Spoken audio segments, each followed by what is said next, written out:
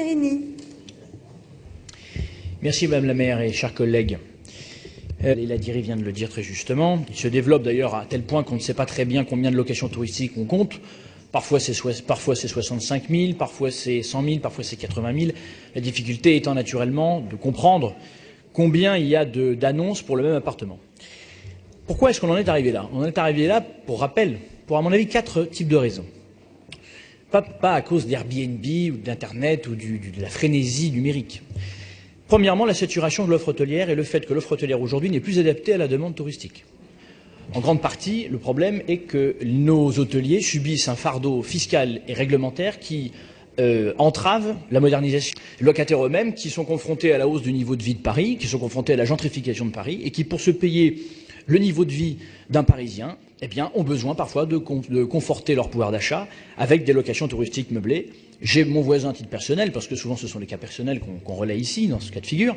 J'ai mon voisin qui, lors de la COP 21, a pu louer un 35 mètres carrés, 220 € une nuit lors de la COP 21. Quatrième et dernière raison, le fait que Paris, que la municipalité d'ailleurs joue un rôle là-dedans, le fait que la ville de Paris se veut être la capitale du tourisme, on va accueillir des événements mondiaux de dimension internationale, on veut être une capitale touristique, et donc c'est normal que ça suscite une attractivité extrêmement forte. Alors face à cette situation, il y a 3 attitudes à avoir face au développement du meublé touristique. La première attitude, c'est le laisser-faire total. Naturellement, ce jour et aujourd'hui, on n'en parle quasiment plus.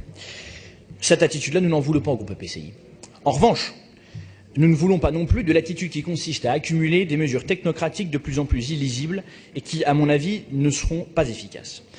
Le numéro d'enregistrement, petite parenthèse, le numéro d'enregistrement, c'est très bien, mais on sait tous très bien qu'aujourd'hui, moins de 10% en réalité des gens qui font de la location touristique meublée ont un numéro d'enregistrement. Et il y a fort à parier qu'une grande partie des locataires, des loueurs, aillent en réalité vers des sites qui ne sont pas Airbnb, qui ne sont pas Abritel, qui ne demandent pas ce numéro d'enregistrement et qui sont en réalité des marketplaces comme Facebook, qui donc ne reverseront pas d'ailleurs la taxe. Elle aboutit à des situations qui vont tout simplement aboutir à des situations impossibles. Je prends un exemple tout simple, celui du 8e arrondissement de Paris, pas le 6e, le 8e. Dans le 8e arrondissement, il y a une demande de commercialité qui équivaut à peu près à 22 000 mètres carrés. Alors comment est-ce qu'on va permettre aux propriétaires de résidences secondaires dans le 8e arrondissement de faire ce changement d'usage, surtout qu'il est obligatoire?